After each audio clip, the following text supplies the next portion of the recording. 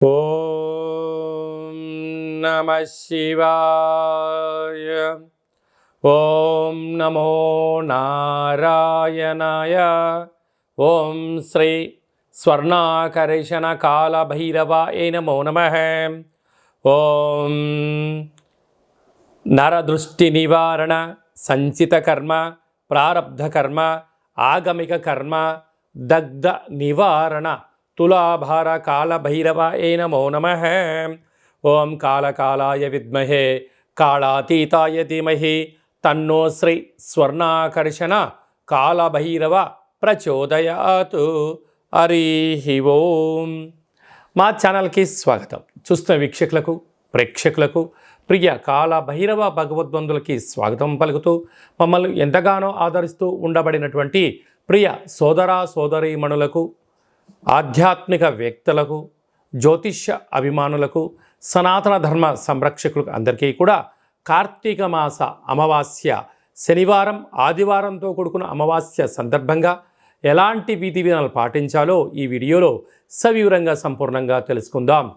16/11/2024 నుండి 30/11/2024 వరకు పుట్టినటువంటి వారందరికీ కూడా ముందస్తుగా జన్మదిన శుభాకాంక్షలు. గతంలో వివాహం చేసుకున్న వారికి వివాహ వార్షికోత్సవ శుభాకాంక్షలు. ప్రధానంగా మీరు ఈ వీడియో చూస్తున్నారు అన్నట్లయితేనే ఆ కాళభైరవ స్వామికి ఆజ్ఞ ఆశీస్సులు మీపైన ఉన్నాయని చెప్పి గమనించాలి. వీడియో ప్రారంభం నుంచి చివరి దాకా విన్నట్లయితే మీ అష్ట కష్టాలన్నీ కూడా తొలగిపోయి ఐశ్వర్యానికి స్వాగతం పలుకుతారు అని చెప్పి కూడా గమనించాలి. ద్వాదశ రాశుల్లో గ్రహ గమనాన్ని ఒకసారి వీక్షింపచేద్దాం. వృషభ రాశిలో గురుచంద్రుల కలయిక గజకేసరి యోగంతో ప్రారంభమవడం, కర్కాటక రాశిలో కుజభగవానుడు నీచభంగ సంచార స్థితి, కన్యరాశిలో కేతు సంచార స్థితి, వృశ్చిక రాశిలో రవిబుధ సంచార స్థితి, బుధాదిత్య రాజయోగము, ధనుసు రాశిలో శుక్రభగవానుడు సంచార స్థితి, కుంభరాశిలో శని భగవానుడు వక్రగమన స్వక్షేత్ర సంచార స్థితి, మీనరాశిలో రాహు సంచార స్థితితో ద్వాదశ రాశుల్లో గ్రహ గమనాలు ఈ విధంగా ఉన్నాయి. కుంభరాశి వారికి ఒకవైపు ఏళ్లనాటి శని మధ్యమ సంచార స్థితి జరుగుతూ ఉండగా వచ్చేటువంటి కార్తీక మాసం అవ్వడం వలన కార్తీక మాసంలో బహుళాష్టమి, శనివారంతో కూడుకున్న అమావాస్య, ఆదివారంతో కూడుకున్న అమావాస్య సందర్భంగా ఎలాంటి విధి విధానాలు పాటించాలో ఈ వీడియోలో సవివరంగా సంపూర్ణంగా తెలుసుకుందాం. కుంభరాశిలో ఏ నక్షత్రాలు వస్తాయనగా ధనిష్ఠా నక్షత్రంలోని 3వ పాదం, 4వ పాదం, శతభిష నక్షత్రంలోని 4 పాదాలు, పూర్వభాద్ర నక్షత్రంలోని 1, 2, 3 పాదములు కలిపితే కుంభరాశి అవడం జరుగుతుంటుంది. చాలామందికి పుట్టినటువంటి కాల సమయంలో డేటా బర్తులు లేనటువంటి కారణం వలన పేరు యొక్క మొదటి అక్షరాన్ని అనుసరిస్తూ ఆ రాశిని తెలుసుకునే ప్రయత్నం చేద్దాం. గు, గే, గో, సా, సి, సు, సే, సో, ద అక్షరాల వారందరూ కూడా కుంభరాశి జాతకులే. కుంభరాశి యొక్క అధిపతి శని భగవానుడు. కుంభరాశిలోనే స్వక్షేత్ర వక్రగమన సంచార స్థితి ఉండడం, 2వ స్థానంలో రాహు సంచారం చేయడం, అర్ధాష్టమ గురు సంచార స్థితి కారణం వలన గ్రహాలు అనుకూలంగా లేనప్పుడు విందులని, వినోదాలని, పొగడ్తలకు వెళ్ళడం, ఆడంబరాలకు వెళ్ళడం, ఆవేశానికి వెళ్ళకుండా మౌనం, ధ్యానం, ఏకాగ్రత, మెడిటేషను, పక్షులకు, ఆవులకు ఆహారాన్ని దానం, ధర్మాన్ని చేయడం వలన రుణ సమస్యలు, రోగ సమస్యలు, శత్రు సమస్యలు దూరం అవుతాయని చెప్పి గమనించాలి. 6వ స్థానంలో కుజుడు నీచభంగ రాజయోగ సంచార స్థితి ఉండడం వలన దయచేసి క్రయ విక్రయాలకు ఇది సరైన సమయం కాదు. అంటే అన్నీ అనుకూలించట్టే కనపడుతుంటాయి, కానీ వెళ్ళిపోయిన ధనం తిరిగి రాదు అని చెప్పి గమనించాలి. కనుక నూతనంగా ఏదైనా పనులు ప్రారంభించాలనుకున్న వారికి కొంతకాలం వాయిదా వేసుకోవడం ఉత్తమోత్తంగా భావించాలి. అష్టమంలో కేతు సంచార స్థితి ఉండడం వలన మనకు ఎన్ని తెలిసినా కాలం బలమైనటువంటిది. కాలం ఏదైతే చెప్తుందో అది సత్యమైనటువంటి పని. కాలం నిర్ణయిస్తుందని చెప్పి పెద్దవారు చెప్తుంటారు. కాలానికి అనుకూలంగా ప్రయత్నం చేయండి. ఆరోగ్యాన్ని, ధనాన్ని, సమయాన్ని కాపాడుకునే మానవ ప్రయత్నం చేయండి. రాజ్యస్థానంలో బుధాదిత్య రాజయోగం ఉండడం వలన ప్రభుత్వ అధికారులతో సత్సంబంధాలుగా ఉండడం వలన ప్రభుత్వ ఉద్యోగం ప్రయత్నం చేసేవారికి చాలా మంచి కాలము.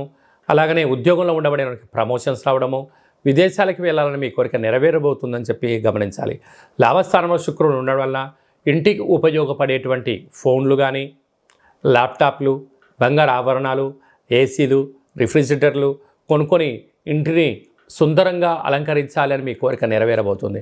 ఇంకాను మీరు గ్రహదోషం తొలగి శని యొక్క ప్రభావం తొలగాలి అన్నట్లయితే మనకు ఇది అయ్యప్ప స్వాముల యొక్క సీజన్ కావడం వలన వారందరూ నలుపు వస్త్రాలు ధరించింటారు కనుక వారితో ఇంట్లో పూజ చేయించుకోవడం కానీ, యథాశక్తిగా వారికి ఆహార ప్రసాదాన్ని భిక్షను ఏర్పాటు చేయడం వలన కర్మ నివారణ కలిగి గ్రహయోగం కుంభరాశి వారి సొంతం అవుతుందని చెప్పి గమనించాలి.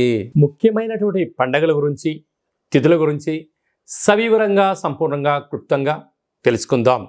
23వ తారీఖున కార్తీక మాస బహుళ అష్టమి శనివారం రోజు సందర్భంగా కాళభైరవ స్వామివారి యొక్క స్వర్ణాకర్షణ కాళభైరవ స్వామివారి యొక్క ఆశీస్సుల కోసం కూష్మాండ దీపము, పూజ, దానము, సునకపు మహారాజు గారికి, పక్షులకు, పక్షిరాజు అయినటువంటి కాకిరాజ వారికి ఆహారాన్ని దానం చేయడం వలన శని దోషాలు, మృత్యు దోషాలు, అపమృత్యు దోషాలు తొలగిపోతాయని చెప్పి గమనించగలగాలి.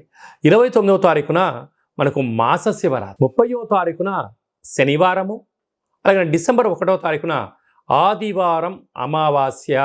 అంటే మాసాంతము, అంటే కార్తీక మాస పాడ్యం నుండి చివరి వరకు అందరికీ దీపం పెట్టడం కానీ, అభిషేకం చేసుకోవడం కానీ, సాలగ్రామ దానం చేయడం కానీ, దీపదానం చేయలేని పరిస్థితి కొందరికి ఉన్నప్పుడు ఈ అమావాస్య రోజున మనం చేసేటువంటి పూజ, యజ్ఞము, యాగము, అభిషేకము, దానము, మంత్ర స్మరణ వలన అద్భుతమైన యోగం కలుగుతుంది అని చెప్పి గమనించాలి. అందులో శనివారంతో కూడుకున్న అమావాస్య, ఆదివారం అమావాస్యతో కూడుకున్నటువంటి అమావాస్య, అందులో కార్తీక అమావాస్య అవ్వడం వలన మనం ఏం చేసా ఏం చేయకపోయినా ఏం చేయగలగాలి అన్నట్లయితే ఇంటినల్లా శుద్ధి పెట్టుకొని, ఇంటికి మామిడాకులు, కొబ్బరాకులు అలంకరించుకొని, బిల్వదళాన్ని తీసుకువచ్చి ఇంట్లో మహాదేవుడికి మట్టితో చేసిన శివలింగానికి కానీ, ఇసుకతో చేసిన శివలింగానికి కానీ, విభూతితో చేసిన శివలింగానికి అభిషేకం చేసుకోవడము మనకు అదృష్టాన్ని, ఐశ్వర్యాన్ని కలిగిస్తుంటుంది. అనగా ఈ అమావాస్యను పోలి అమావాస్య అంటారు. అనగా మనకు ఒక 30-40 ఏళ్ళ కిందట ప్రతి ఇంట్లో కూడా పశువులు ఉండేటువంటివి, అనగా ఆవులు, బర్రెలు ఉండేటువంటి వంటిది. వీలైతే ఆవు వెన్నతో కానీ, లేకుంటే బర్రె పాలు కానీ ఒక 3 రోజుల ముందుగానే రోజు తీసుకొని చక్కగా ఆధ్యాత్మిక చింతన కలిగినటువంటి భక్తి నామస్మరణతో వేడి చేసి తోడు పెట్టి ఆ 3 రోజులు వచ్చేటువంటి ఆ మజ్జిగ పైన వచ్చేటువంటి వెన్నను తీసి మజ్జిగ కవ్వంతో చిలికి వచ్చేటువంటి వెన్నను ఈ అష్టమి రోజు కానీ, ఈ ఆదివారం అమావాస్య రోజు కానీ కొత్త వత్తితో, అంటే కొత్త పత్తితో దీపం పెట్టడం వలన సంపూర్ణమైనటువంటి భగవంతుడి యొక్క ఆశీస్సులు ఉంటాయని చెప్పి గమనించాలి. ఎందుకనగా మనము పాలను పంచామృతంగా ఏర్పాటు చేసుకొని మహాదేవుడికి రుద్రాభిషేకం చేసుకుంటూ ఉంటాం. పాలు కేవలం ఒక పూట మాత్రమే నిల్వ ఉంటాయి. వేడి చేస్తే 2వ రోజు దాకా మాత్రమే ఉంటాయి. అదే పాలల్లో కొద్దిపాటి తోడు వేస్తే ఒక 2 రోజుల వరకు నిల్వ ఉంటుంది. ఆ తోడుపైన వచ్చే మిగడం తీసి చిలికి వెన్న తీసినట్టయితే మాసాంతం వరకు చాలా బాగుంటుంది. అదే వెన్నను వేడి చేయిస్తే మినిమం ఒక 11 సంవత్సరాలు నిల్వ ఉండడం జరుగుతుందని గమనించాలి.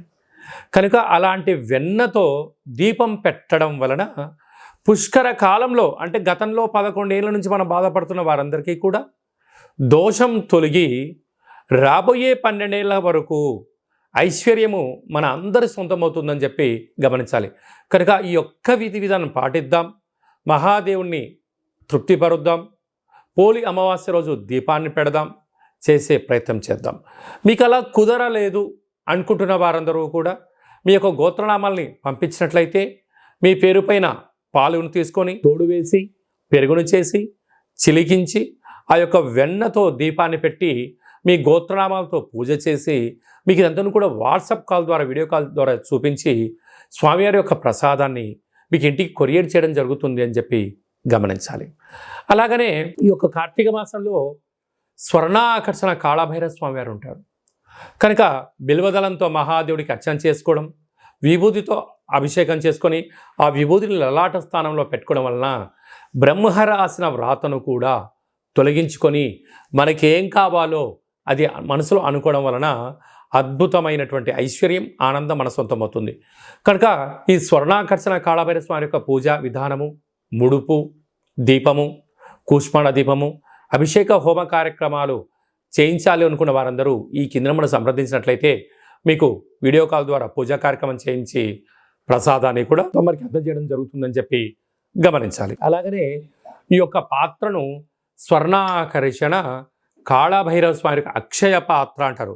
అక్షయం అనగా నశించబడినటువంటిది. ఇందులో 12 రాసులను అచ్చివేసి ఉండడం జరుగుతుంటుంది.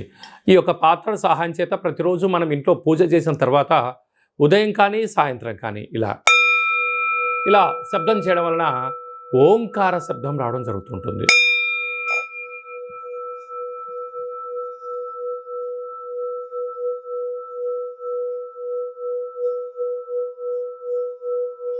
ఈ ఒక ఓంకార శబ్దం రావడం వలన ఇంట్లో ఉండబడినటువంటి జ్యేష్ఠాదేవి బయటికి వెళ్ళిపోవడం, గ్రామంలో, రాష్ట్రంలో, దేశంలో సంచరించేటువంటి మహాలక్ష్మీదేవి అమ్మవారు గళ్ళు గళ్ళుమంటూ మన ఇంటికి రావడం జరుగుతుంటుంది.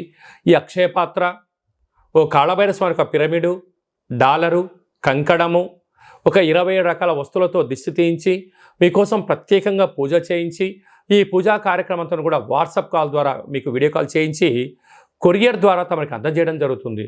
కనుక మనమందరం కూడా ఇంట్లో కాళభైరవ స్వామిని స్మరిద్దాం, అక్షయపాత్ర ఉంచుకుందాం, అష్ట కష్టాలకు స్వస్తి పలుకుదాం, అష్ట ఐశ్వర్యకి స్వాగతం పలుకుదాం, సకల దుష్టగ్రహాలు, నరదృష్టి, సకల కర్మ దోష నివారణ కలుగుతుందని చెప్పి గమనిద్దాం. స్వామివారి యొక్క అక్షయపాత్రను ఇంట్లో ఉంచుకుందాం. ఇంకనూ మనం విజయం సాధించగలగాలి అన్నట్లయితే అప్పు చేసైనా ఉప్పు తెచ్చుకొని భోజనం చేయమన్నారు. కానీ ఇప్పుడు ప్రస్తుత కాలమాన ప్రకారంగా అనేక రకాలుగా మనం అయోడిన్ ఉప్పని, శుద్ధి కలిగిన ఉప్పని చేస్తూ ఉంటాం. సైంధవ లవణం అంటే అదే ఇంగ్లీష్కి వచ్చే లోపల హిమాలయన్ పింక్ రాక్ సాల్ట్ అంటారు. ఈ రాక్ సాల్ట్ను, ఈ ఉప్పును దీపంగా ఏర్పాటు చేసుకొని ఆ దీపం అంటే ఒక టెంపరేచర్లో వేడి చేసి ఆ ఉప్పును గాలిలో కలపడం వల్ల ఇంట్లో ఆక్సిజన్ లెవెల్స్ పెరగడం, అంటే ఇప్పుడు అసలే మనకు చలికాలం కూడా ప్రారంభమవుతుంది కనుక ప్రధానంగా జలుబు సమస్య తగ్గడం, నెగిటివిటీ లేకుండా ఉండడం, అంటే 4 వైపులా పైన 30 అడుగుల మేరకు నెగిటివిటీ మన ఇంట్లోకి రాకుండా ఆపడం, ప్రశాంతమైన వాతావరణం కలిగి ఉండడం, అదే కాకుండా మనం ఏదైతే అనుకుంటామో దాన్ని విజయ సాధనకు ఉండబడిన అడ్డంకులు తొలగిపోతాయని చెప్పి గమనించాలి. పిల్లల చదువులు, అభివృద్ధి, ఉద్యోగము, వివాహము, సంతానము, మనం ఏదైతే అనుకుంటున్నామో ఆ యొక్క ఉప్పు దీపపు కాంతి యొక్క ఆశీస్సుల వలన మనకు అద్భుతంగా జీవనం కలుగుతుందని చెప్పి గమనించాలి. కనుక మనం అందరము కూడా ఈ కాళభైరవ స్వామి యొక్క సైంధవ లవణ ఉప్పు దీపాన్ని ఇంట్లో పెట్టుకుందాం, కష్టాలను తొలగించుకుందాం, ఐశ్వర్యకి స్వాగతం పలుకుతామని చెప్పి గమనించాలి. అలాగే మీ వ్యక్తిగత జాతకం తెలుసుకోవాలనుకుంటున్నారా? మీ పేరు, పుట్టినటువంటి తేదీ, నెల, సంవత్సరం, సమయం రాసి మీరు వాట్సాప్లో పంపించగలిగినట్లయితే 100 సంవత్సరాల జాతకాన్ని వ్రాసి పంపించి మీరు పుట్టినప్పుడు గ్రహ గమనాలు ఎలా ఉన్నాయి, ప్రస్తుతం ఎలా ఉంటున్నాయి, రాబోయే కాలం ఎలా ఉంటున్నాయో తెలియజేయడం జరుగుతుందని చెప్పి గమనించాలి. చాలామందికి పుట్టినటువంటి కాల సమయంలో డేటా బర్త్లు లేనటువంటి వారికి మీ పేరు యొక్క మొదటి అక్షరాన్ని అనుసరిస్తూ రాశిని తెలియచేస్తూ గవ్వల ద్వారా అనగా రమణ శాస్త్రం ద్వారా భూత, భవిష్యత్, వర్తమానాన్ని తెలియజేయడం జరుగుతుందని చెప్పి గమనించాలి.